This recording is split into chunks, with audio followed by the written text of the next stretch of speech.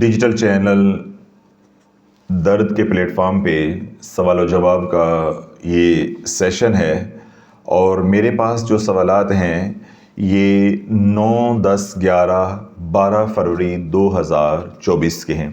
अगर तो आपको आपके सवाल का जवाब इस वीलॉग के अंदर मिल जाए तो ठीक है, और अगर ना मिले तो जो वीलॉग अपलोड हुए हैं उनमें जाकर देखें। अगर उनमें भी जवाब नहीं है तो तलाश चैनल की कम्युनिटी के ऊपर अपने जवाब को ढूंढें, आपको कम्युनिटी के अंदर जवाब ज़रूर दे दिया गया होगा। सवाल नंबर 1 है जी, अस्सलाम वालेकुम हज़रत साहब, मुझ पर बचपन से जिन आशिक है।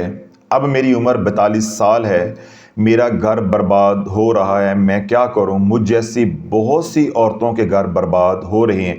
आपसे गुजारिश है कि इस मसले पर तवज्जो दें और इलाज तजवीज़ फरमाएं। मेरी बहन, बात यह है कि मैं जब से मसनद पे बैठा हूँ मैं तो तवज्जो फरमा रहा हूँ, मगर आपको स्टार प्लस से तवज्जो नहीं मिल रही, सोशल मीडिया से तवज्जो आपको जो है वो हट नहीं रही, आपको वक्त मिल नहीं रहा। मैंने तो 20 बयानात किए हैं, तलाश चैनल के ऊपर पड़े हैं, आरजू चैनल पे पड़े हुए हैं कि मैंने उम्मत को शऊर दिया है और अल्हम्दुलिल्लाह 12-13 साल के अंदर मैंने हज़ारों ख़वातीन को ज़िना जैसे मर्ज़ से या लानत से जो है अल्हम्दुलिल्लाह निकाला है। जो जिन्नात जो है वो बच्चियों के साथ या औरतों के साथ बदकारी करते हैं, जिस तरह आपके साथ मसला है। अब मैं क्या करूँ कि अब आपके पास वक्त ही कोई नहीं है कि आप तो सिर्फ चैनल पे थंबनेल देखती हैं और बस बात ख़त्म हो जाती। बयानात सुने तो आपको मालूम होगा कि कितने बयानात हैं जिनके अंदर मैंने इलाज भी बताया है, वजूहात भी बताई हैं। आप तलाश चैनल पे जाएं, उन बयानात को सुने और वो तमाम हज़रात, वो तमाम ख़वातीन जो इस मर्ज़ के अंदर मुब्तला हैं, इस मसले के का उनको सामना है, जिस्म पे नील पड़ते हैं, जिस्म के ऊपर छाती पे जो है दबाव पड़ता है, झटके लगते हैं, कपड़े कटते हैं, इस तरह के मसाइल हैं। या जो शयातीन हैं वो ज़िना करते हैं, या ज़िना नहीं करते तो वैसे जो है वो छोड़ते नहीं हैं, घर में लड़ाई झगड़े करवाते हैं, किसी तरह का कोई मसला है तो उसके लिए इस मौजू के ऊपर बयानात हैं, आरजू चैनल के ऊपर भी हैं और बाकी सारे के सारे जो है वो तलाश चैनल के ऊपर भी हैं। आप वहाँ से सर्च करें, जो आपको आसान अमल लगे, जो समझे मैं कर सकती हूँ वो आप करें, इंशाअल्लाह अल्लाह आसानी फरमाएगा, शिफा कामिला आजिला अता फरमाएगा। सवाल नंबर है जी 2, अस्सलाम वालेकुम हज़रत साहब, मेरे दोस्त ने आपका बताया हुआ मटके वाला अमल किया था, प्लीज़ रहनुमाई फरमा दे। अब इस मटके का क्या करना है? कुछ भी नहीं करना। मटके को क्या है, उस मटके को पानी पीने के लिए आप इस्तेमाल करें, वो मटके को बरकत के तौर पे रखें क्योंकि उसके अंदर कुरान पड़ा हुआ है, तो आप उस मटके से बरकत हासिल करते रहें, वो उसको इस्तेमाल करें। अल्लाह न करे कल वो टूट जाता है, बर्तन है टूट जाता है, जब वो टूट जाए तो वो भी अदब का तकाजा है, तो उस वक़्त आप जो है उसको किसी कच्ची जगह पे दफन कर दीजिएगा, बस, और कोई परेशानी की बात नहीं। सवाल नंबर है जी 3, अस्सलाम वालेकुम हज़रत साहब, आपकी इजाज़त से माह रजब में सूरह मुज़म्मल 3 दिन 111 बार पढ़कर ज़कात अदा की थी। माह शबान और रमज़ान में भी बाबरकत महीने हैं, अगर आपसे इजाज़त मिल जाए तो मैं इन दोनों महीनों में भी 3 दिन 111 बार रोज़ाना सूरह मुज़म्मल शरीफ पढ़ के ज़कात अदा करना चाहता हूँ, आपकी इजाज़त का तलबगार हूँ। भाई आपको बिल्कुल इजाज़त है, 100% इजाज़त है, अल्लाह सोना आपके लिए आसानी फरमाए। जब आप ज़कात अदा करें तो जिस तरह मैंने तरीक़ाकार बताया हुआ है, खैरात के ऊपर बहुत ज़्यादा तवज्जो करनी है, पूरी शराइत को दोबारा सुन के उन शराइत के मुताबिक पढ़ें, तो अल्लाह सोना आपकी इस कोशिश को, मेहनत को कबूल और मंजूर फरमाए। हमें भी और रसूल अलैहि सल्लम की उम्मत को भी दुआओं में याद रखिएगा। सवाल नंबर है जी 4, अस्सलाम वालेकुम हज़रत साहब, बराए मेहरबानी नमाज तरावी के ऊपर लेक्चर दें, बिलखसूस औरतें तरावी की नमाज कैसे पढ़ें, बहुत शुक्रिया। जी आपका सवाल जो है वो नोट कर लिया, इंशाल्लाह आने वाले दिनों में शब बरात के ऊपर जब बयानात होंगे तो साथ ही जो है रमज़ान मुबारक के बयानात भी हो जाएंगे, तो इंशाल्लाह रमज़ान मुबारक से पहले पहले यानी 4-5 दिन पहले पहले जो है वो तलाश और आरजू चैनल पे यानी शाफिया सोशल मीडिया पे अपलोड भी हो जाएंगे, तो जो हम आपकी रहनुमाई कर सकते हैं इंशाल्लाह करेंगे। सवाल नंबर है जी 5, अस्सलाम वालेकुम हज़रत साहब, आपने एक बयान में फरमाया था कि सूरह कदर वज़ू के बाद पढ़ा करें, इससे नज़र अच्छी होगी। इसके अलावा और भी बहुत से फ़वाइद बताए थे माशाल्लाह, लेकिन क्या इसमें भी रजत होगी? आपने एक और बयान में बताया था अगर कोई भी सूरत रोज़ाना तिलावत की नीयत से करेंगे तो वो भी वजीफ़ा बन जाती है। मुझे समझ नहीं आ रही कि ये सूरत पढ़नी चाहिए कि नहीं, मुझे इससे बहुत फ़ायदा हासिल हुआ है और ये भी पता नहीं कि ये मसनून अमल है या नहीं। अब तो हर عمل سے ہی خوف آنے لگ گیا ہے، آپ کی اجازت کے بغیر کچھ نہیں کرنا چاہتے، پلیز رہنمائی فرما دیں، اللہ تعالیٰ آپ کو اس کا اجر عطا فرمائے، آمین ثم آمین۔ آپ کو بہت اس سے فائدہ ہوا ہے، آپ یہ عمل جاری رکھیں۔ ہم یہ کہتے ہیں کہ ڈرو نہیں، عمل کرو، شرائط کے ساتھ کرو اور ایک وقت میں ایک ہی عمل کرو۔ تو اب آپ کوئی اور وظائف تو آپ نہیں کر رہے، آپ درود پاک پڑھتے، استغفار کرتے ہیں وغیرہ وغیرہ، یا خضری عمل پڑھتے ہیں، اس کے ساتھ یہ چھوٹا سا عمل ہے اور وہ ایک بار پڑھنے والا عمل ہے، اس سے رجعت نہیں آتی، کوئی ایسا مسئلہ اس کے ساتھ نہیں ہوتا، یہ آپ کر سکتے ہیں۔ اور اگلا جو آپ نے سوال کیا ہے کہ یہ عمل مسنون ہے یا نہیں، یہ مستحب عمل ہے، یہ مسنون عمل نہیں ہے۔ مسنون اعمال کے لیے اب ہم نے چینل الگ کر دیا ہے، مختص کر دیا ہے۔ پہلے ہماری پالیسی اور تھی، اب ہم نے جو ہے وہ عرش چینل کو اس کام کے لیے مختص کیا ہے، اسپیئر کیا ہے۔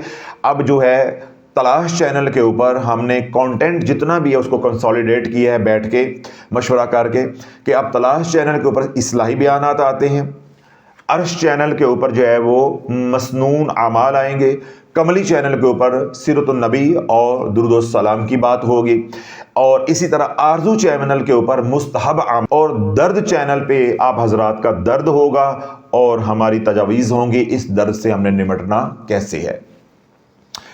سوال نمبر ہے جی 6، السلام علیکم مرشد پاک، میں انڈیا سے ہوں، آپ کا مرید ہوں۔ ایک سوال ہے کہ آپ نے صلاۃ الحاجت کے کئی طریقے بتائے ہیں، ایک ویڈیو میں 100 مرتبہ درود تنجینا، ایک ویڈیو میں 313 مرتبہ درود تنجینا، اور ایک ویڈیو میں آپ نے 100 مرتبہ درود ابراہیم کا عمل بھی بتایا ہے۔ میں رجعت کا علاج کر رہا ہوں، 2 ماہ سے 313 مرتبہ درود ابراہیم، 1000 مرتبہ اللہم صلی علی محمد وعلی آل محمد استغفر اللہ پڑھتا ہوں، 5 اعمال کی پابندی بھی کرتا ہوں الحمدللہ۔ بس حالات کی تنگی کی وجہ سے قرضے چڑھ گئے ہیں، ان کی ادائیگی کی وجہ سے بہت پریشانی ہے، قرض والے بہت تنگ کر رہے ہیں، اس لیے صلاۃ الحاجت میں 100 مرتبہ درود تنجینا پڑھنا شروع کیا ہے۔ 3 دن پڑھنے کے بعد خیال آیا کہ جب میں 313 مرتبہ درود ابراہیم پڑھتا ہوں تو مجھے نماز حاجت میں بھی وہی پڑھنا چاہیے، اب میں کیا کروں؟ وضاحت فرما دی۔ آپ کی دعا سے ایک بزنس شروع کرنے کا ارادہ ہے، اللہ آسانی فرما دے، جان کا صدقہ کر رہا ہوں، آپ کا مرشد کی جان مال صدقے والا بیان، آپ کا مرشد کی جان مال صدقے والا بیان سنا، انشاءاللہ وہ بھی کروں گا۔ آج الحمدللہ آپ کی بہت توجہ حاصل ہو رہی ہے، اعمال میں بہت آسانی پیدا ہو گئی ہے، مزید توجہ کی گزارش ہے تاکہ سرکار دو عالم صلی اللہ علیہ وسلم کی نظر کرم ہو جائے۔ اب سمجھ میں مجھے آیا ہے کہ مرشد کیوں ضروری ہے، ورنہ ہم تو پیری مریدی کے سخت خلاف تھے، اللہ نے آپ سے ملایا تب سمجھ آیا کہ پیر کیا ہوتا ہے، رہبر کیا ہوتا ہے۔ اللہ آپ کا سایہ تادیر امت پر قائم رکھے، انشاءاللہ آپ اور سرکار علیہ الصلوۃ والسلام کی نگاہ کرم سے ہم بھی شافی بن کر ہی دم لیں گے انشاءاللہ العزیز۔ اللہ یہ جذبہ، یہ ہمت آپ سب کو عطا فرمائے، اپنے اپنے علاقے میں جو ہے حضور کے غلام بن کر کام کریں۔ دیکھیں یہ جو آپ نے سوال کیا ہے نا کہ میں نے 3 اعمال صلاۃ الحاجت کے بتائے ہیں، دیکھیں اللہ کے نبی علیہ الصلوۃ والسلام کی سنت مطہرہ ہے کہ جو بھی آپ کے در پہ آیا، آپ نے کسی کو کچھ پڑھنے کے لیے بتایا، کسی کو کچھ پڑھنے کے لیے بتایا۔ دیکھیں جو آپ کے پاس وقت ہے یا استعداد ہے، ضروری تو نہیں دوسرے کے پاس بھی ہو، تو کچھ لوگ 313 بار پڑھ لیتے ہیں، کچھ سے نہیں پڑھا جاتا، اس لیے تھوڑی تعداد والے بھی اعمال بتاتے ہیں، زیادہ تعداد والے اعمال بھی بتاتے ہیں، لمبے اعمال بھی بتاتے ہیں، چھوٹے اعمال بھی بتاتے ہیں، تاکہ جو جس کو آسانی ہے وہ کر لے، رحمت سے محروم، کرم سے محروم نہ رہے۔ درود تنجینا پڑھنے کے اندر مصلحت یہ ہے کہ درود تنجینا کے اندر اپنی حاجات کی دعا بھی ہے۔ درود ابراہیم اگر آپ پڑھیں گے تو آپ کو الگ سے اللہ سے دعا بھی کرنی پڑے گی، مانگنا بھی پڑے گا، لیکن درود تنجینا کیا ہے، وہ بیک وقت درود بھی ہے، یعنی دعائے رحمت بھی ہے، اور دعائے مغفرت بھی ہے، یعنی دعائے بخشش بھی ہے، یعنی وہ 2 دعاؤں کا مرکب ہے۔ تو اس لیے اگر آپ پڑھ لیں گے تو درود کی نسبت سے اللہ آسانی فرما دے گا۔ ہمارے سلسلہ علیہ کے امام سیدنا شیخ عبد القادر جیلانی رحمۃ اللہ فرماتے ہیں کہ جو 300 مرتبہ درود تنجینا کا اہتمام کرے، اللہ اس کی پریشانیوں کو دور عطا فرما دیتا ہے۔ تو یہ ہمارے سلسلے میں چلا آ رہا ہے، اس لیے میں نے بتایا ہے، 100 مرتبہ بھی بتایا ہے، 70 بار بھی بتایا ہے، 313 بھی بتایا ہے، اس میں جو تعداد آپ کو آسان لگے وہ کریں۔ باقی آپ کے 5 اعمال بالکل ٹھیک جا رہے ہیں، اللہ آپ کو بھی اور دوسرے جو سن رہے ہیں ان کو بھی استقامت عطا فرمائے۔ وہ تمام حضرات جو پریشان ہیں، صلاۃ الحاجت کا اہتمام کریں، ماہ شعبان ہے، ماہ رجب کے اندر خاص طور پہ اس کا اہتمام کرنا چاہیے۔ اب ماہ رجب تو گزر گیا ہے، اب ماہ شعبان ہے، آگے ماہ رمضان ہے، اس کا خصوصی طور پہ اہتمام کریں، اجر و ثواب بھی بہت ہے، اور اللہ سے فیصلے کروانے کے لیے ایک یہ بہت مضبوط جو ہے وہ ذریعہ بھی ہے، تو اس کا ضرور اہتمام کریں۔ سوال نمبر ہے جی 7، السلام علیکم حضرت صاحب، میں دل سے آپ کی مرید ہوں، آپ میری رہنمائی فرما دیجیے۔ ہم 7 بھائی اور 1 بہن ہیں۔ ہم نے ایک گھر لے لیا ہے۔ پہلے گھر میں ہمارا جو حصہ بنتا تھا وہ لوگ حصہ دینے کے لیے تیار نہیں ہیں، نہ ہی بیچنے کے لیے تیار ہیں۔ رہنمائی فرمائیں میں کیا کروں؟ اللہ آپ کو لمبی صحت والی برکت والی زندگی عطا فرمائے۔ میرا ایک بیٹا ہے اور ہم سب گھر والے 5 وقت کی نماز پڑھتے ہیں، لیکن میرا بیٹا نماز نہیں پڑھتا۔ وہ بچپن ہی سے بہت ڈرتا ہے اور بتاتا ہے کہ مجھے اس سے بچا لو، اس سے بچا لو۔ میں باقاعدگی سے خضری عمل کرتی ہوں، آپ بتائیں کہ میں اس کے لیے کیا کروں؟ میں سب اللہ درود پاک کی نیت سے اجتماعی عمل میں بھی شامل، اس کے ساتھ 313 مرتبہ قرض کے لیے سبحان اللہ و بحمدہ سبحان اللہ العظیم پڑھتی ہوں۔ دیکھیں، آپ ساری باتیں سمجھ کے بھی، بیانات سن کے بھی آپ وظیفوں سے باز نہیں آ رہے۔ آپ نے بچوں کو جو ہے برباد کرنا ہے، آپ کی مرضی ہے۔ جتنے اعمال کر رہے ہیں ان کے ساتھ جو پہلے وظائف کیے ہیں ان کے اوپر پکی توبہ رکھیں۔ جو تسبیح ملائکہ ہے سبحان اللہ و بحمدہ سبحان اللہ العظیم استغفر اللہ، یہ صرف 100 بار پڑھنی ہے اور فجر کی نماز سے پہلے پڑھنی ہے۔ اگر کسی دن فجر کی نماز سے پہلے نہ پڑھ سکیں تو سنتوں اور فرضوں کے درمیان میں پڑھ لیں۔ اگر اس دن بھی نہ پڑھی جا سکے تو فرضوں کے بعد پڑھ لیں۔ بس ایک بار یہ پڑھنی ہے، یعنی 100 بار پڑھنی، زیادہ آپ نے نہیں پڑھنی۔ باقی سارا دن جو ہے وہ آپ درود پاک پڑھیں اور کوئی عمل نہیں کرنا، خضری عمل کر کے بیٹے کا اور اپنا بھی حصار کریں اور بیٹے کو بھی خضری عمل پڑھائیں۔ انشاءاللہ جو اس کا جو ہے وہ حصار مضبوط ہوتا جائے گا، اللہ سونا آسانی فرما دے گا۔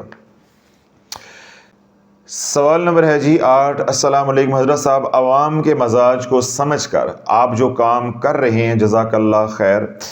آپ نے غیر مسنون وظائف، ٹوٹکوں، جنتر منتر کے چنگل سے امت کو نکالا ہے۔ تویز داغا کرنے والے لوگوں کو آپ نے درود پاک، استغفار، قرآن کی طرف لانے کے لیے انتھک محنت کی ہے اور کر رہے ہیں۔ یقیناً آپ پر بزرگوں کا دست شفقت ہے اور ان کا فیضان ہے کہ آپ کے بتائے ہوئے اعمال سے دل کو ٹھنڈک ملتی ہے۔ اللہ کا کرم ہے اور آج بھی امت میں ایسے اللہ کا کرم ہے کہ آج بھی امت میں ایسے لوگ موجود ہیں۔ مجھے انتظار ہے کہ عوام حاجات کے لیے وظائف سے نکل کر اللہ کی یاد، اللہ کو پانے، تزکیہ نفس، اولیاء اللہ سے فیض حاصل کرنے کی طلب میں لگ جائے۔ اولیاء اللہ سے ملاقات اور بات کرنے کا طریقہ بھی سیکھیں۔ جس دن عوام میں یہ جستجو پیدا ہو جائے گی اس دن امت میں انقلاب آ جائے گا۔ اس وقت امت بہت پریشان ہے۔ آپ سے گزارش ہے کہ اس بارے میں رہنمائی فرمائیں۔ جی، آپ نے دیکھا ہوگا یا آپ سنتے ہوں گے تلاش چینل کے اوپر 2024 1 جنوری سے جو بیانات ہو رہے ہیں ان کے اندر ہم مکمل اصلاحی بیان کی طرف تیزی کے ساتھ بڑھ رہے ہیں۔ دیکھیں، ہر چیز کا ایک وقت ہوتا ہے۔ دعوت و تبلیغ کا جو کام ہوتا ہے وہ حکمت کے ساتھ ہوتا ہے، فراست کے ساتھ ہوتا ہے اور حلم کے ساتھ ہوتا ہے، برداشت کے ساتھ ہوتا ہے۔ جو لوگ صدیوں سے وظائف پہ لگے آ رہے ہیں ان کے خون کے اندر چیزیں رچ بس گئی ہیں، اور جو ہم لوگ ہندوؤں سے نکلے ہیں تو ہمارے اندر بھی ہمارے بڑے وظیفے کر رہے تھے 50-60 سال سے، تو یہ بیماری ہمارے خون کے اندر سرایت کی ہوئی تھی کہ ہمارے بڑے بھی اس کام پہ لگے ہوئے، ہم بھی اس کام پہ لگے ہوئے، ماحول بھی اس کام پہ لگا ہوا، پیشوا بھی اسی کام پہ لگے ہوئے، ریڈی والے سے لے کے حرم والے بابے تک ہر بندہ وظیفے دے رہا ہے، وظیفے گڑ رہا ہے، وظیفے بیچ رہا ہے۔ تو ایک دم جو ہے وہ یہ نہیں ہوتا۔ ہمیں لوگوں نے کتنے کوسنے دیے، تانے دیے کہ جی آپ بات جو ہے وہ کرتے ہیں حضور کی غلامی کی، تو پھر آپ وظیفے کیوں بتاتے ہیں؟ سمجھ آ گئی؟ تو میں ان کو کئی بار جواب دیا ہے، لیکن کیوں وہ لوگ ایسے ہیں، وہ اپنی اصلاح نہیں چاہتے۔ دوسرا یہ ہے کہ اللہ والو جو آخری اوور چل رہا ہو، آخری اوور چل رہا ہو، جو بیٹنگ کر رہا ہوتا ہے، جو دباؤ اس کے اوپر ہوتا ہے، تماشائیوں کو کیا پتا کہ اس کے اوپر کیا بیت رہی ہے۔ تو جو ہم میدان میں ہمیں پتا ہے کہ ہمارے اوپر کدھر کدھر سے دباؤ ہے، ٹھیک ہے؟ تو علم اور حلم دونوں کے ساتھ دعوت و تبلیغ کا کام ہوتا ہے۔ ایک دم آپ امت کے وظائف بند نہیں کروا سکتے۔ نشئی کا نشہ چھڑانے کے لیے بھی، اس کی جان بچانے کے لیے آپ کو نشہ دینا پڑتا ہے۔ تو پہلے ہم نے 2023 کے اندر تلاش چینل کے اوپر بھی اعمال دیے ہیں امت کو، لیکن دھیرے دھیرے غیر محسوس طریقے سے ہم دیکھ لیں، اب ہمارے پرانے ویڈیوز دیکھیں، بیانات دیکھیں، اس میں اور اب 2024 میں آپ کو زمین و آسمان کا فرق نظر آئے گا، اور کسی کو پتہ بھی نہیں چلا کہ شافعی کی کاروائی پا گیا ہے۔ سمجھ آ گئی؟ تو حضور صلی اللہ علیہ وسلم کا یہ فیضان ہے۔ اب کچھ وقت لگے گا تو پھر جا کے لوگوں کا شعور بیدار ہوگا اور لوگوں کے اندر یہ جستجو اور محبت پیدا ہوگی، لگن ہوگی، طلب ہوگی کہ ہم اولیاء اللہ کے بارے میں بھی کچھ سنیں۔ اس وقت اولیاء اللہ یا اولیاء اللہ کی زندگی یا اولیاء اللہ کی کرامات یا بزرگان، اللہ معاف کرے، توبہ استغفار، معاذ اللہ ثم معاذ اللہ، یہ گالی بنا دیا گیا ہے سوشل میڈیا کے اوپر۔ آپ کسی بھی ولی اللہ کا نام لیتے ہیں تو نوجوان نسل کے اندر بابے اور جاہل، اجڑ، پاگل، اس طرح کے الفاظ ان کے ذہن میں آتے ہیں، اور جو یہ کلام کر رہا ہوتا ہے، آپ کسی بھی عالم دین کے بارے میں جاننا چاہتے ہیں، کوئی کرامت کسی اللہ کی ولی کی بیان کر رہا ہے، کسی اللہ کے ولی کی شان کو بیان کر رہا ہے، تو آپ اس کانٹینٹ کے کمنٹ سیکشن میں جا کے دیکھیں کہ لوگ کیسی کیسی بکواسیات جو ہے وہ وہاں کر رہے ہیں، کیسا کیسا بک رہے ہیں۔ تو ہم نہیں چاہتے کہ ابھی جو ہمارے ساتھ لوگ جڑے ہیں ابھی یہ اس مقام پر نہیں پہنچے، اس لیے میں شان اولیاء اللہ کو بیان کرنے سے گریز کرتا ہوں، اولیاء اللہ کی کرامات کو بیان کرنے سے گریز کرتا ہوں، تاکہ لوگوں میں ابھی شعور ہی نہیں ہے، ابھی ان کے اندر یہ استعداد ہی نہیں ہے، ابھی یہ سطح ہی نہیں بنی ہے۔ تو تھوڑا سا ہمیں آپ وقت دیں تو انشاءاللہ العزیز ابھی ہم امت کو اکٹھا کر رہے ہیں کہ حضور علیہ الصلوۃ والسلام کی زندگی کی طرف لوٹ آئیں۔ تو جب حضور سے پیار کریں گے تو انشاءاللہ ان کی نسبت سے حضور کے غلاموں سے بھی پیار کریں گے۔ تو آنے والے دنوں میں آپ دیکھیں گے کہ ہمارے آرزو چینل کے اوپر جس پہ مستحب اعمال ہم بتاتے ہیں، یہاں وہیں پہ اولیاء اللہ کی پہلے شان کے حوالے سے بیانات آئیں گے، ساتھ ہی پھر ان سے منسوب جو اعمال ہیں وہ اس پہ آئیں گے، اور تلاش چینل کے اوپر تزکیہ نفس اصلاحی بیانات ہوں گے، آرزو چینل کے اوپر اولیاء اللہ کی شان اور مستحب اعمال ہوں گے، عرش چینل کے اوپر مسنون اعمال ہوں گے، کملی چینل کے اوپر پہلے سے ہی سیرت النبی و درود و سلام ہے، اور درد کے اوپر امت کے درد ہوں گے۔ تو یہ ہمارے 5 چینل بنانے کی پالیسی بھی ہے، جس کی طرف ہم الحمدللہ ہم دھیرے دھیرے غیر محسوس طریقے سے بڑھ رہے ہیں۔ راتوں رات سرسوں نہیں جم سکتی۔ سوال نمبر ہے جی 9، السلام علیکم حضرت صاحب، اللہ آپ کو اپنی حفظ و امان میں رکھے اور عمر دراز عطا فرمائے۔ حضرت صاحب کیا گھر میں بیری، نیم اور جامن کا درخت لگا سکتے ہیں؟ اگر لگا سکتے ہیں تو اس میں کیا احتیاط کرنی چاہیے؟ پلیز ضرور رہنمائی فرمائیں۔ بھائی آپ بیری کا درخت لگائیں، نیم کا لگائیں، جامن کا لگائیں، امرود کا لگائیں، کھجور کا لگائیں، جتنا آپ زیادہ گھر میں پھل والے سائے والے درخت لگائیں گے، یہ درخت آپ کے لیے دعائے رحمت کرتے ہیں۔ اس لیے تو شریعت مطہرہ نے درخت کو بلا ضرورت بلا وجہ کاٹنے سے منع کیا ہے۔ صرف یہ ہے کہ بیری والا درخت جس گھر کے اندر ہوگا، اس گھر کے اندر مسلمان جنات ہوتے ہیں، تو اگر آپ بیری والا درخت لگائیں گے تو جہاں آپ کو بہت زیادہ فائدے ہوں گے، وہاں پھر یہ بھی ہے کہ کل آپ اس کو کاٹ نہیں سکتے، کاٹیں گے تو پھر بہت سے مسائل آپ کے لیے پیدا ہو جائیں گے۔ اس میں ایک بیان ہے تلاش چینل کے اوپر پڑا ہوا، وہ توجہ کے ساتھ سن لیں، آپ کو کافی اس میں رہنمائی مزید جو ہے وہ مل جائے گی۔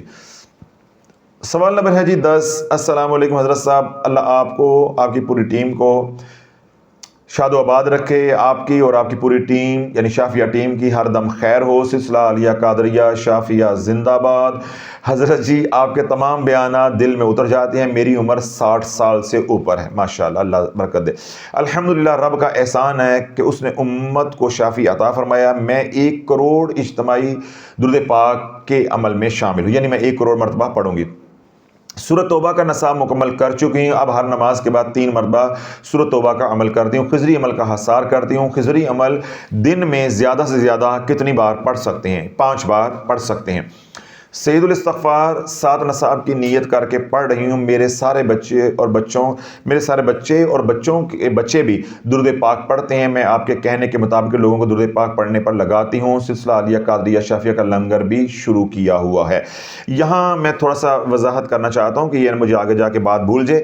آپ نے جو 7 نصاب درود پاک کے کیے ہوئے ہیں، تو اس میں آپ نے وہ تمام حضرات جو درود پاک پڑھ رہے ہیں یا اس کا کوئی نصاب پڑھ رہے ہیں یا سید الاستغفار پڑھ رہے ہیں، استغفر اللہ الذی لا الہ الا هو الحی القیوم واتوب الیہ پڑھ رہے ہیں، تو وہ یہ بات یا اصول ذہن میں رکھیں کہ اگر آپ 100 مرتبہ سید الاستغفار کریں گے تو آپ کو 300 مرتبہ درود پاک پڑھنا پڑے گا۔ آج کے دور میں یہ نہیں ہوگا کہ آپ صرف سید الاستغفار پڑھتے جائیں گے تو ایک مقام پہ جا کے آپ روحانی طور پہ بیمار ہو جائیں گے، تو دوبارہ سے رجت کا شکار ہو جائیں گے۔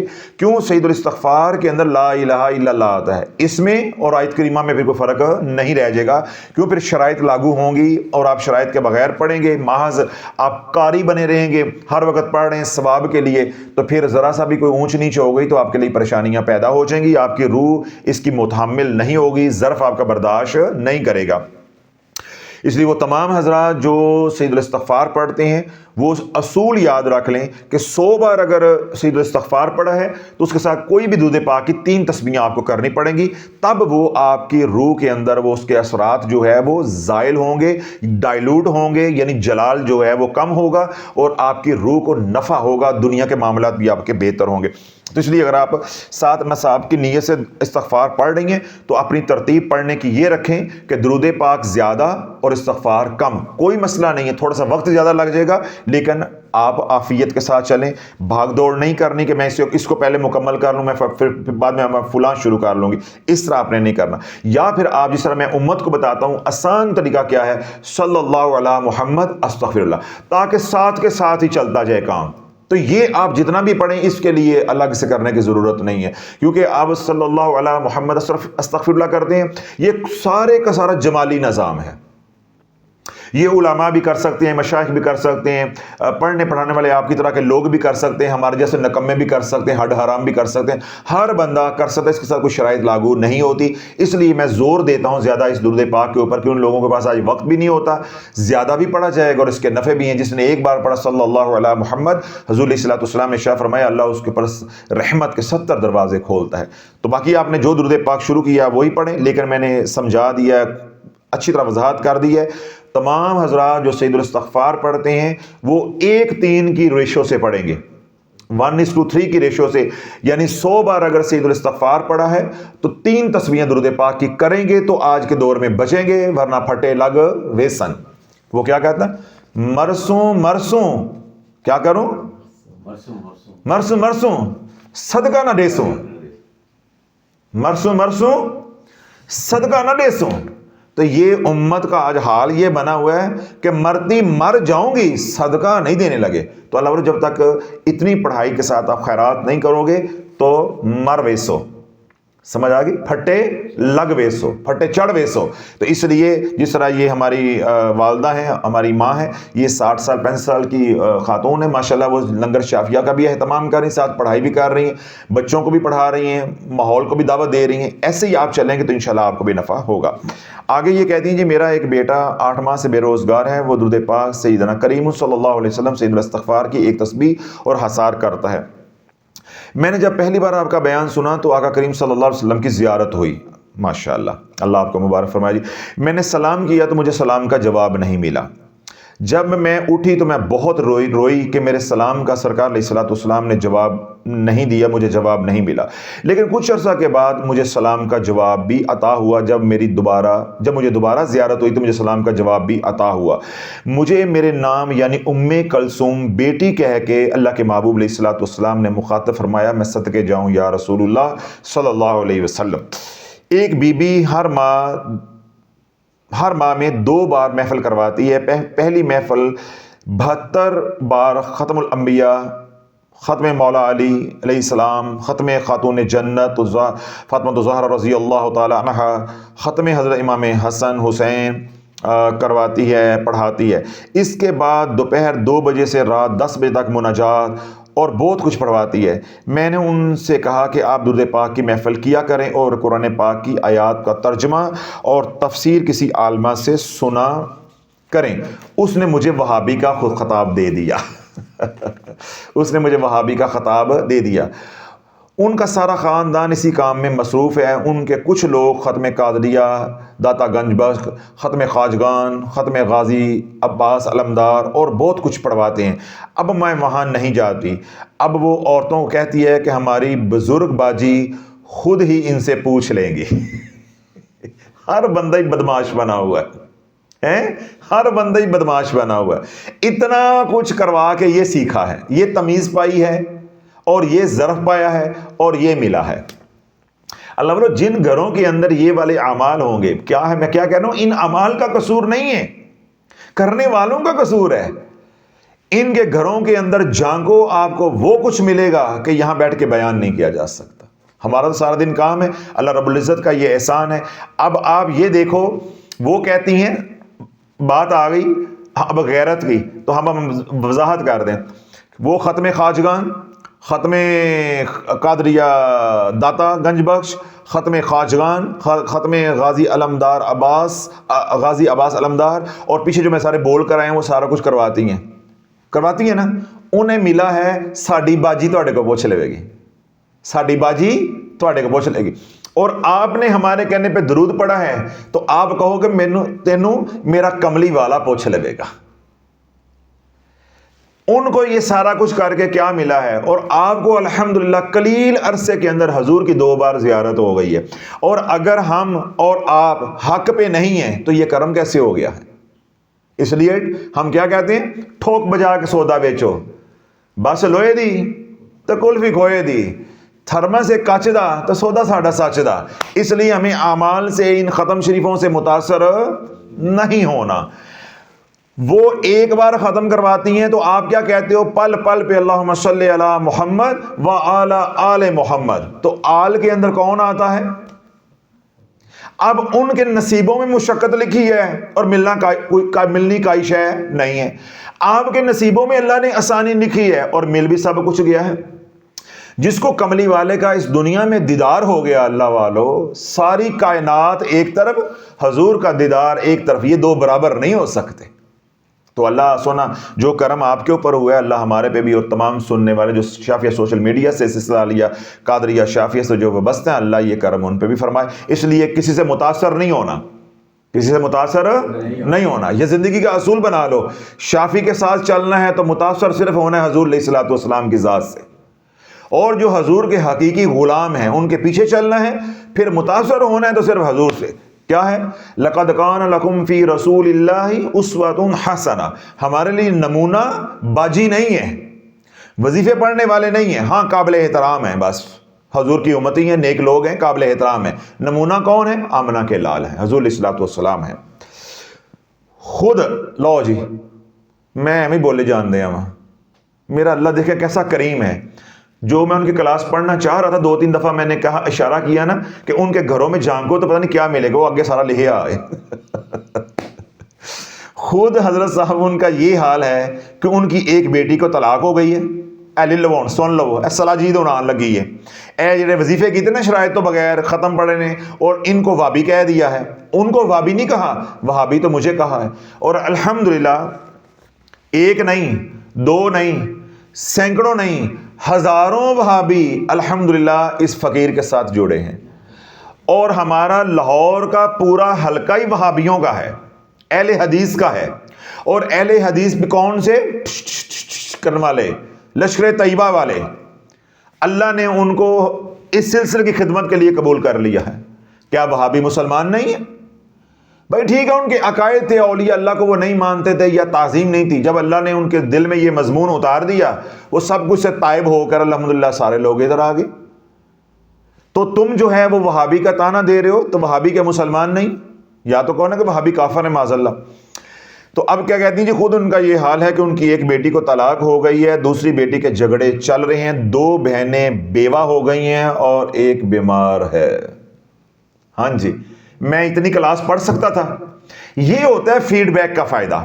अब ये वीलॉग लोग सुने और ऊपर घड़ी और रहमत की, अल्लाह उनकी आंखें खोल देगा कि शराइत के बगैर वज़ाइफ करोगे तो ये मिलेगा, किसी का दर पकड़ के, मुर्शिद पकड़ के, हादी पकड़ के करोगे तो कमली वाले का दीदार होगा।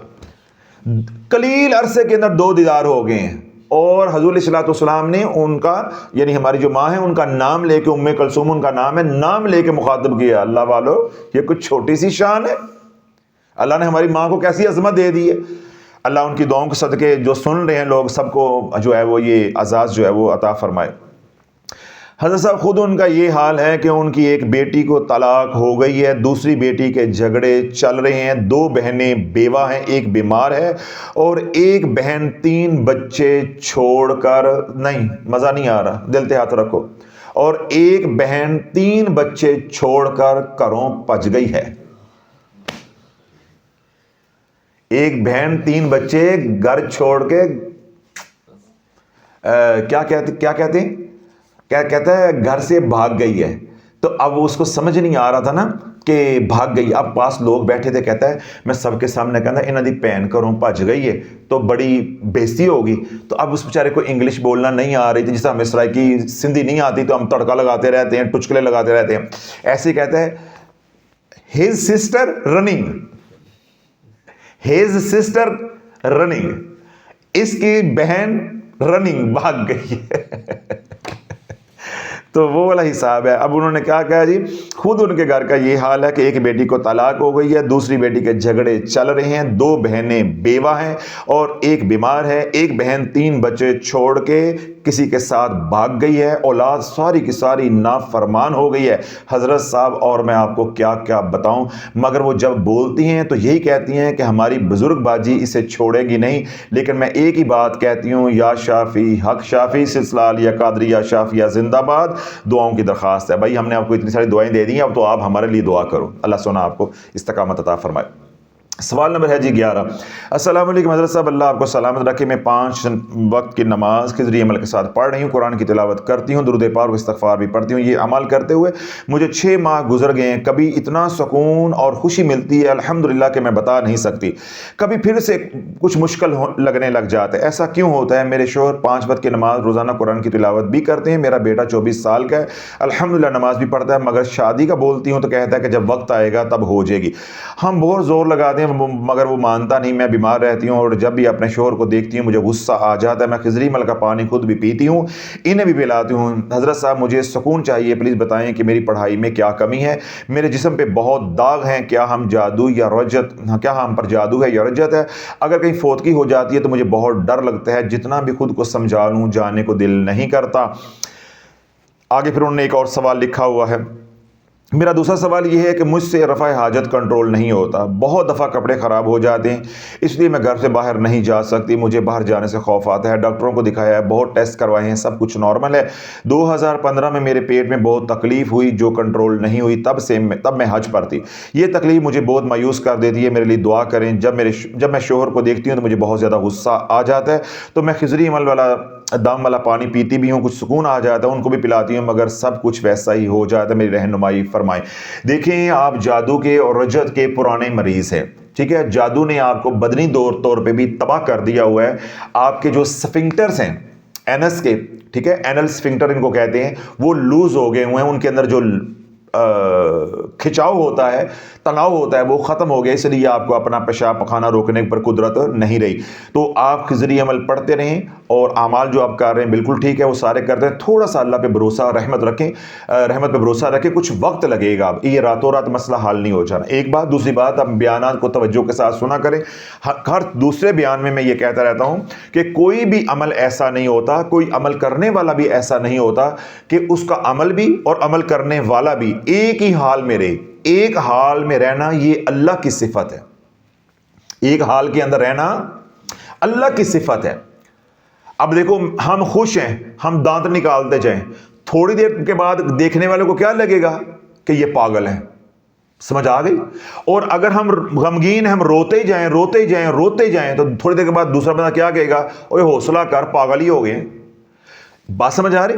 इस तरह कोई खा रहा है तो खाता ही जाए, तो हम क्या कहेंगे कि भाई ये पागल है, ये एबनॉर्मल है, हो गया।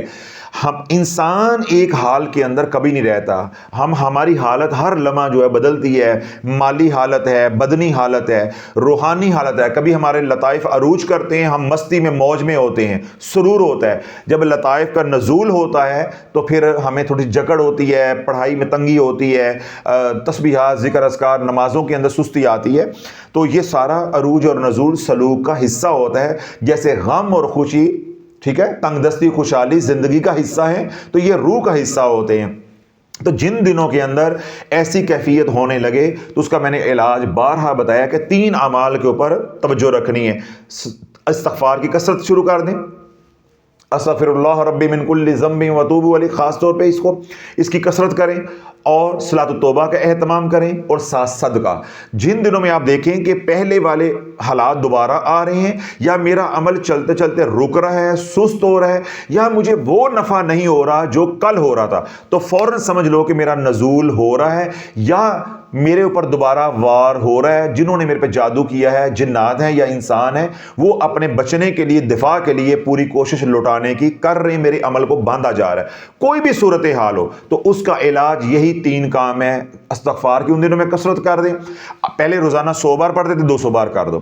صلاۃ التوبہ نہیں پڑھتے، صلاۃ التوبہ کا اہتمام کرو. پہلے صدقہ کبھی کبھار دیتے تھے، اب روزانہ صدقہ دو، چاہے گٹھلی دو، جب تک اس کیفیت سے نکل نہیں جاتے. انشاءاللہ اس کیفیت سے بھی نکل جائیں گے اور آپ کا دوبارہ عمل بھی چالو ہو جائے گا. اگلی اور آخری بات اور بڑی اہم بات، اگر آپ نے یہ میری بات نہ مانی، کیا کیا؟ نہ مانی، ان ہدایات کے اوپر اپنی عمل نہ کیا، عمل ایک دفعہ رک گیا، بند گیا، بس پھر رجعت ہو کے رہے گی. پھر وہ عمل باندھنے میں کامیاب ہو گئے. اب اس عمل سے آپ کو زندگی میں نفع نہیں ہوگا جب تک وہ بندش توڑیں گے نہیں. خدا نہ خواستہ کسی نے خضری عمل باندھ دیا تو اب آپ کو خضری عمل سے نفع نہیں ہونے والا، اور اتنی آسانی سے یہ بنتا نہیں ہے. لیکن میں نے آپ کو آپ کے علم کے لیے، معلومات کے لیے بتا دیا ہے تاکہ آپ کو معلوم ہو کہ جب آپ کا عمل سست ہونے لگا تو ہم نے 3 اعمال فوراً کرنے ہیں. کہیں یہ نہ ہو کہ میرا عمل باندھ دے. پھر کیا ہوگا جب یہ عمل اثر نہیں کرے گا تو آپ کیا کریں گے؟ مایوس ہو کے یہ عمل چھوڑ دیں گے، کوئی اور عمل کریں گے، اس کی رجعت آ جائے گی. تو پھر دوبارہ وہی وظائف کی دنیا میں آپ کود پڑیں گے جس طرح پہلے لا علمی میں کرتے رہے. اللہم صلی علی محمد وعلی آل محمد. سوال نمبر ہے جی 12. السلام علیکم حضرت صاحب، میں نے 31 جنوری کو تلاش چینل کی کمیونٹی میں میری کہانی میری زبانی کے نام سے ایک پوسٹ تحریر کی تھی. اگر مناسب سمجھیں تو پلیز اس پر بھی ایک ویڈیو بنا دیں. یہ بھی وضاحت فرما دیں کہ جب علماء یا حفاظ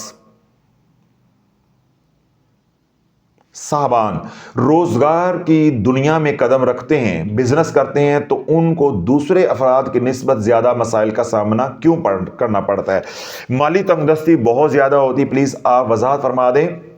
لاکھوں علماء حفاظ صاحبان کم تنخواہ پر مدرسے میں یا مسجد میں پڑھاتے ہوئے زندگی گزار دیتے ہیں. کچھ مالی تنگ دستی کی وجہ سے مالی ہوس کا شکار ہو کے یا تو مدرسہ یا مسجد کی امانتوں میں خرد برد شروع کر دیتے ہیں یا ایسے ہی ذلت کا سامنا کرتے رہتے ہیں. بہت سوچتا ہوں، وجہ سمجھ نہیں آتی. آپ اپنے مشاہدے، علم اور تجربہ کی بنیاد پر وضاحت فرما دیجئے. میں جانتا ہوں یہ کافی حساس موضوع ہے، لیکن شافی کسی سے تو ڈرتا نہیں ہے. اللہ پاک آپ کی پوری میڈیا ٹیم کو صحت و سلامتی عطا فرمائے. آپ لوگ دن رات مخلوق خدا کی خدمت کر رہے ہیں، اللہ قبول فرمائے. دیکھیں بھائی، 2 باتیں ہیں. اگر آپ کی بات جو آپ نے لکھی ہے یہی امت کو سمجھ آ جاتی تو امت وظائف میں نہ آتی. آپ سب سے بڑی مثال ہو جو لوگوں کو ہم دیتے ہیں کہ آپ تو وظیفے کرتے ہو ایک سورت کا، ایک آیت کا، اس کا تلفظ بھی ٹھیک نہیں ہوتا، آپ کو زبانی بھی نہیں آتی، ناظرہ دیکھا ہوتا ہے وغیرہ وغیرہ. تو جو مساجد کے اندر علماء ہیں، خطیب ہیں، ائمہ ہیں اور وہ مؤذن حضرات ہیں، ٹھیک ہے، وہ حفاظ ہوتے ہیں، وہ قرآن، انہیں قرآن مجید ازبر ہوتا ہے، سارا دن قرآن پڑھنا، بچوں کو پڑھانا، نماز میں پڑھانا، مدارس میں پڑھانا، لوگوں کے گھروں میں جا کے پڑھانا، آن لائن پڑھانا، ان کا سارا دن اوڑھنا بچھوڑنا ہی قرآن ہے. وہ امیر کیوں نہیں ہو جاتے؟ یہی تو آپ کو آگے رکھ کے تو ہم فائرنگ کرتے ہیں ان کے اوپر. یہی تو ہم عوام کو سمجھاتے ہیں کہ کسی طرح ان کو بے وقوفی اپنی سمجھ آ جائے کہ بھائی رزق اللہ نے مقدروں کے اندر جو جتنا ہے وہ لکھ دیا ہوا ہے. ایک بات جو میں آپ کو کہوں وہ بڑی حساس ہے. آپ نے میری بات پہ تحقیق کرنی. یہ عوام کا سوال نہیں ہے، یہ خواص کا سوال ہے اور آپ کے ذمے ہے، یا وہ حضرات جو خواص ہیں یعنی علماء ہیں یا درس نظامی یا مدارس کے نظام کے ساتھ جڑے ہوئے ہیں، مساجد کے ساتھ جڑے ہوئے ہیں. یہ صرف ان کے لیے کہہ رہا ہوں، دوسروں کو اس میں کودنے کی ضرورت نہیں ہے. اور اگر کود بھی پڑیں، تحقیق کرنا بھی چاہیں تو کر سکتے ہیں. لیکن ذمے کن کے لگا رہا ہوں؟ ائمہ کے، علماء کے، حفاظ کے، قراء کے، ٹھیک ہے، جو علمی میدان کے ساتھ ہیں، دین کے ساتھ جڑے ہوئے لوگ ہیں. وہ تمام حضرات کون؟ وہ تمام حضرات جو قرآن سے جڑے ہوئے ہیں. نہیں سمجھ رہے آپ؟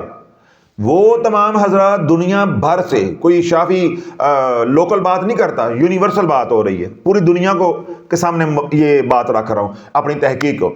وہ تمام حضرات جو قرآن کے کسی بھی شعبے سے جڑے ہوئے ہیں، قرآن بچوں کو پڑھاتے ہیں،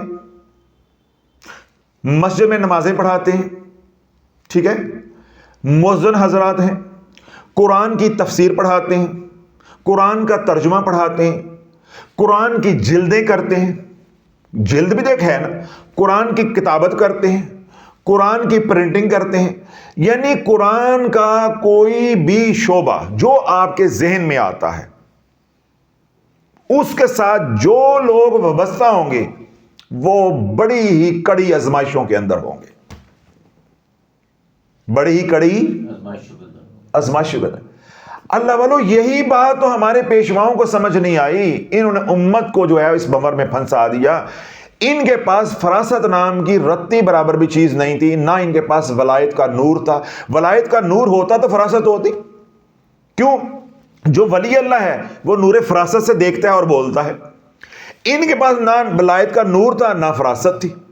جن کے پاس ولایت تھی وہ آگے نہ آئے، جو خچر تھے، گدھے تھے، گھوڑے تھے، وہ آگے آگے، اور ساری امت کو جو ہے اپنے پیچھے لگا کے جس بمر میں پھنسا کے آؤ گے۔ ہوا ان کی اولادوں کے ساتھ بھی بڑا برا ہے، لیکن انہیں اس پاس بات کا پتہ نہیں ہے، انہیں علم نہیں، کیونکہ ان کے پاس پیسہ بہت آ گیا۔ اب اللہ نے وہ تمام حضرات جو قرآن کے کسی بھی شعبے سے جڑے ہیں، قرآن سے متعلقہ کسی شعبے کی خدمت کر رہے ہیں، وہ آزمائشوں سے نہیں نکل سکتے۔ قرآن کا جلال ہے، قرآن کا جلال ہے۔ اگلی بات، وہ تمام حضرات جو حدیث کے کسی شعبے سے جڑے ہیں، پانچوں کی سر کڑائی میں ہوگا، چاہے وہ شیخ الحدیث ہے، چاہے وہ کتابت کرنے والا ہے، چاہے وہ بائنڈنگ کرنے والا ہے، چاہے وہ مدرسے میں پڑھانے والا ہے، چاہے وہ مسجد میں درس حدیث دیتا ہے، جو حدیث پہ کام کر رہا ہے، کوئی بھی شعبہ اس کا جو آپ کے ذہن میں آتا ہے، سینکڑوں شعبے ہوتے ہیں، ہر بندہ خوشحال ہوگا، اس کے چہرے کے اوپر سکون ہوگا، طمانینت ہوگی، اس کے گھر میں رونقیں ہوں گی، خوشحالی ہوگی، زندگی سکون.com ہوگی۔ وہ تمام حضرات جو قرآن سے جڑے ہوئے ہیں سارے پریشان ہوں گے، ان کے چہروں کے اوپر کرخدگی ہوگی، بد اخلاق اکثریت ہوں گے، غسیلے ہوں گے، لڑاکے ہوں گے، جھگڑالو ہوں گے، اکثریت، سارے نہیں، اکثریت، ٹھیک ہے، جو قرآن سے جڑے ہیں۔ اور کیا ہوں گے؟ مالی طور پہ تنگ دستی کا شکار ہوں گے۔ حدیث سے جڑے کیا ہوں گے؟ سارے کم و پیش خوشحال ہوں گے، اخلاق والے ہوں گے، ٹھیک ہے، پرسکون ہوں گے، طمانینت ہوگی۔ اب میں آپ کو دلیل دیتا ہوں تو اندر ٹھنڈ پہ جائے گی۔ رب نے قرآن پڑھنے والوں کے ساتھ، حفاظ کے ساتھ وعدہ کیا ہے، قیامت والے دن پڑھدا جا تے چڑھدا جا۔ حدیث والوں کے ساتھ یہ وعدہ نہیں ہے۔ اب سمجھ آ گئی بات؟ قرآن کا اجر اتنا ہے اس دنیا میں دیا ہی نہیں جا سکتا۔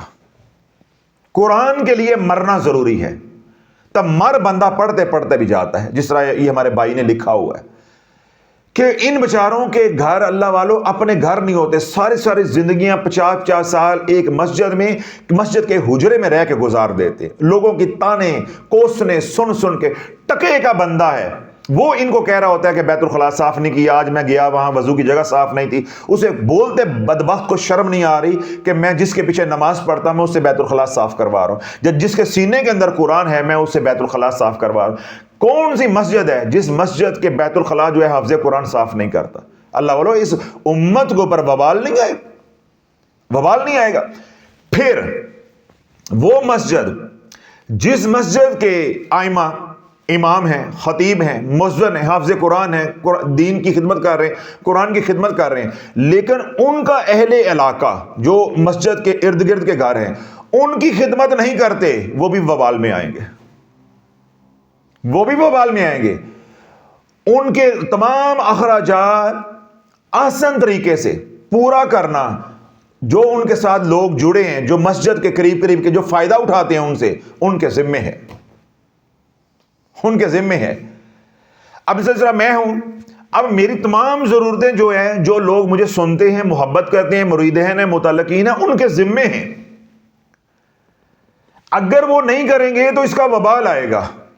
ہاں، وہ کوئی ایسا ہو وہ کہے گا جی مجھے ضرورت نہیں ہے، میں نے اپنا حق معاف کر دیا، مجھے فلاں زمین سے آمدنی آ جاتی ہے، یا میری وراثت کی جائیداد ہے وہ کرائے پہ ہے تو مجھے ضرورت نہیں، وہ ایک الگ بات ہے۔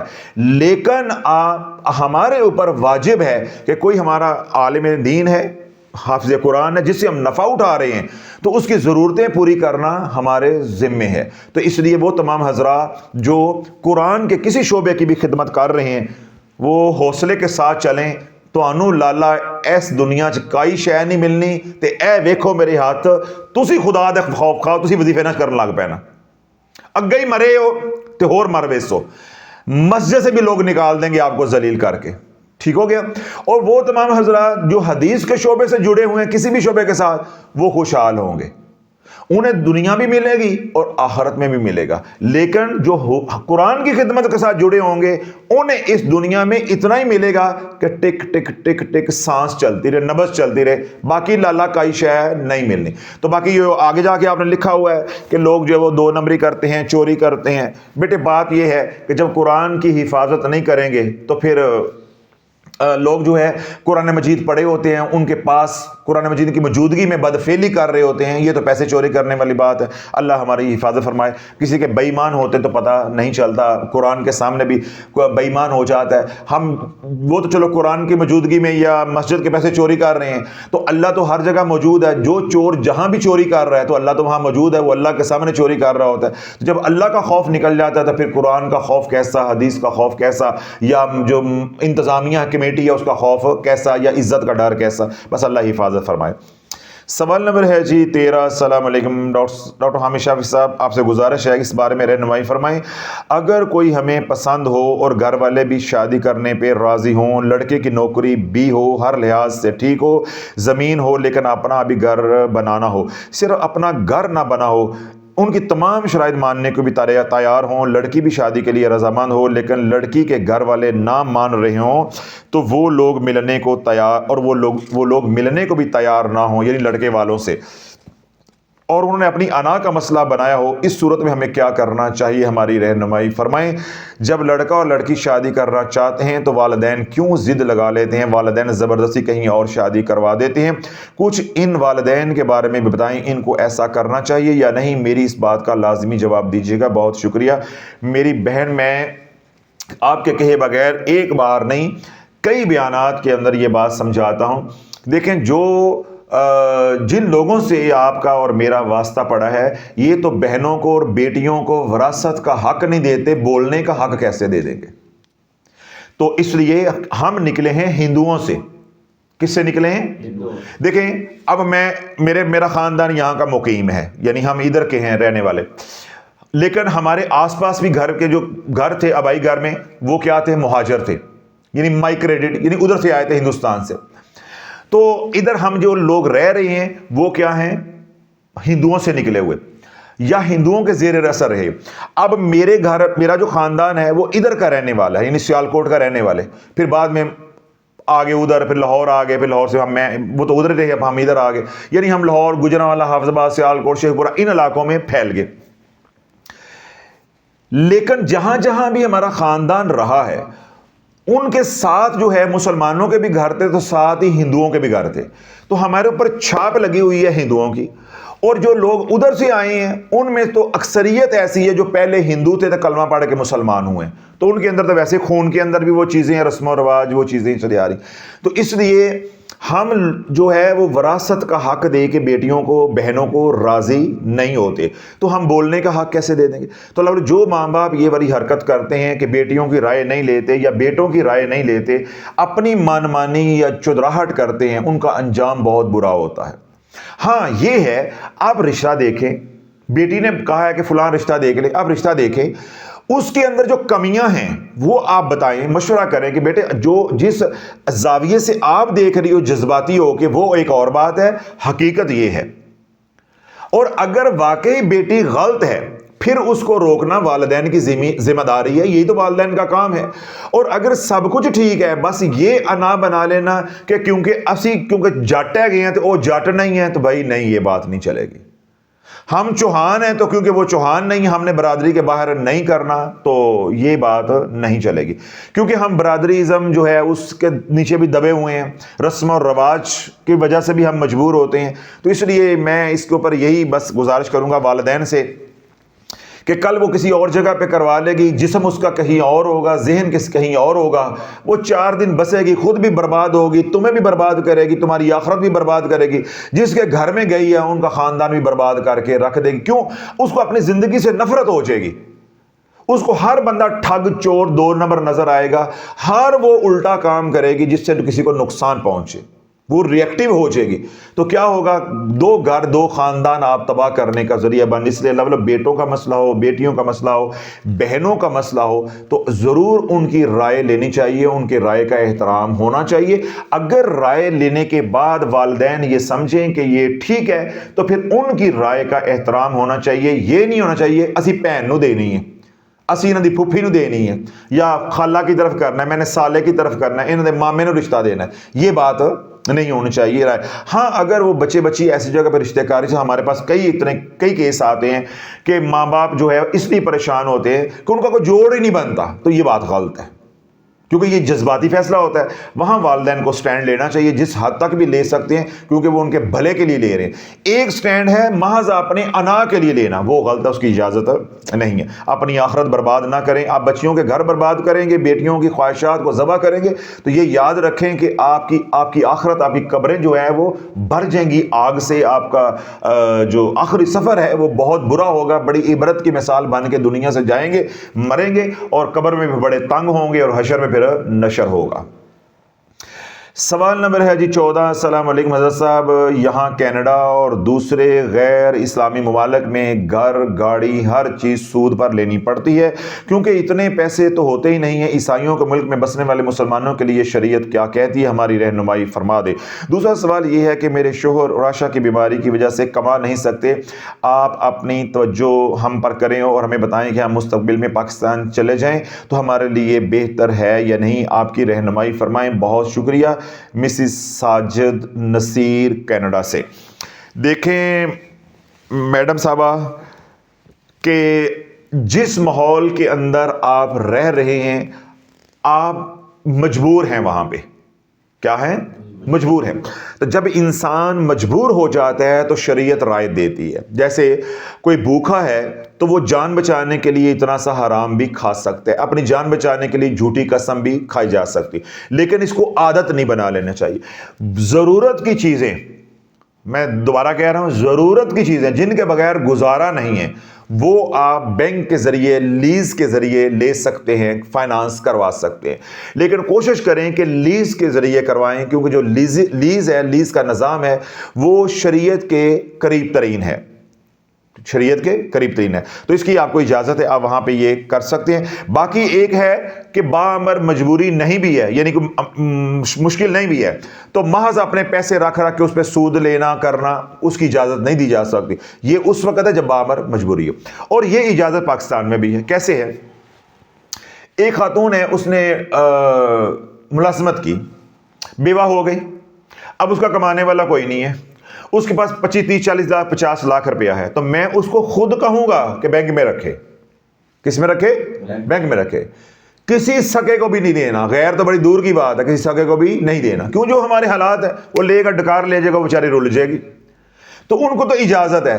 اور ایک بندہ کمانے والا ہے، وہ کمائے نہ اور کہ جی مجھے بینک میں رکھ دو، منافع آتا جائے گا، تو یہ سود ہوگا، یہ اس کے اوپر وبال آئے گا. دو باتیں ہوں گی. تیسری اور آخری بات یہ ہے کہ آپ نے یہ پوچھا جی ہم پاکستان میں مستقبل میں آ جائیں تو ہمارے لیے بہتر ہے یا نہیں؟ آپ کی رہنمائی کا بہت شکریہ. دیکھیں میں آپ کی رہنمائی تب کر سکتا ہوں مجھے آپ کے حالات کا مکمل علم ہو. نہ تو میں نے تسبیح ڈالی ہوئی ہے، نہ میں نے ڈنڈا رکھا ہوا ہے، تو نہ میں نے ٹی وی پہ بیٹھا ہوں استخارہ کروا لو، استخارہ کروا لو، استخارہ کروا لو. میں تو دنیا بھر میں آواز لگاتا ہوں جاگتے رہو، جاگتے رہو، جاگتے رہو. تو یہ سوال آپ ان سے پوچھیں جو آواز لگاتے ہیں سو جو سو جو سو جو، ہم تمہارے لیے کافی ہیں. تو بھائی ہم تو امت کو جگانے کے لیے آئے ہیں، ہمارے پاس کوئی علم غیب نہیں ہے. آپ اپنے حالات کے اوپر نگاہ ڈالیں کہ ہمارے حالات ایسے ہیں، پاکستان کے اندر کوئی ایسے اسباب ہیں کہ ہم آئیں کوئی کام کرنے. جس طرح آپ نے لکھا کہ میرے میاں کو راشا کا مسئلہ ہے، ٹھیک ہے، پرائمرز ہیں ان کو، تو وہ تو وہاں کام نہیں کر سکتے، تو ادھر آ کے کیا کام کریں گے؟ یہاں کوئی آپ کا ذریعہ آمدن ہے، کوئی کام کر سکتے ہیں، تو پھر تو آپ سوچیں. ایک بات. دوسری بات یہ ہے کہ استخارے کے طریقے میں نے کافی سارے بتائے ہیں، وہ تو لاش چینل پہ بھی ہیں اور آرزو چینل پہ بھی ہیں، وہاں سے جا کے آپ سنیں، استخارہ کریں، پھر پہلے اپنے حالات کا معائنہ کریں، سوچ و بچار کریں، اس کے بعد استخارہ کریں. خود کسی سے نہ یہ پوچھ رہے، آج میرے سے تو یہ پوچھ لیا ہے، آئندہ میرے سے بھی نہیں پوچھنا اور کسی سے بھی نہیں پوچھنا. اللہ نے آپ کو عقل سلیم دی ہے، عقل سلیم کے مطابق آپ سارا معائنہ کریں، تحقیق کریں، कुरेदें, सोचो बचार करें। जब दिल मुतमिन हो जाए फिर इस्तिखारा करें, और दिल मुतमिन होने का मतलब ये है कि अल्लाह को सुपुर्द कर दो, अल्लाह खैर फरमाएगा। और अगर आपका सोचो बचार करने के बाद, इस्तिखारा करने के बाद भी दिल मुतमिन ना हो तो जिथे रह रहे हो उत्थे ही रही जाओ। अल्लाह आपकी हिफाजत फरमाए, अल्लाह आपके लिए आसानियाँ फरमाए, क्योंकि ज़िंदगी के जिस हिस्से में आप हैं आप कोई ऐसा स्टेप ना लें कि आपके लिए परेशानियाँ यहाँ आके बन जाए, क्योंकि आप वहाँ रह रहे कि उसी माहौल के अंदर रच बस गए हैं। यहाँ का माहौल आपको रास नहीं आएगा, यहाँ तो आपसे गाड़ी भी नहीं चलनी आकर, ज़िंदगी चलना तो बड़े दूर की बात है, कारोबार चलना तो बड़े दूर की बात है। ये थे वो तमाम सवालात जो लोगों ने पूछे थे तलाश चैनल पे, शाफिया सोशल मीडिया की कम्युनिटी पे, उसका दर्द चैनल पे हमने प्लेटफॉर्म पे जवाब दे दिया। वो तमाम हज़रात जो दुखी, अल्लाह उनको दुख दूर अता फरमाए, जो सुखी, अल्लाह उनके सुख में बरकतें अता फरमाए। वो तमाम हज़रात जो मोहब्बत भरी दुआएं करते हैं, अल्लाह उनके हक़ में हमारी दुआओं को कबूल मंजूर फरमाए। शाफिया सोशल मीडिया के ज़रिए ये यहाँ आने वाले लोगों ने जो दुआओं के लिए कहा या कहते रहते हैं या उनका हक़ है हमारे ऊपर, अल्लाह उनके हक़ में हमारी इल्तिजाओं को, दरख्वास्तों को कबूल मंजूर फरमाए, और उनकी तमाम तमन्नाओं को, जायज़ ख्वाहिशात को गायब के ख़जानों से पूरा फरमाए। जो हमने मांगा अल्लाह वो भी अता फरमाए, जो नहीं मांग सके हमारी ज़रूरतें अल्लाह बिन मांगे अता फरमाए। सुब्हान रब्बिक रब्बिल इज़्ज़ति अम्मा यसिफून व सलामुन अलल मुरसलीन वल्हम्दुलिल्लाहि रब्बिल आलमीन।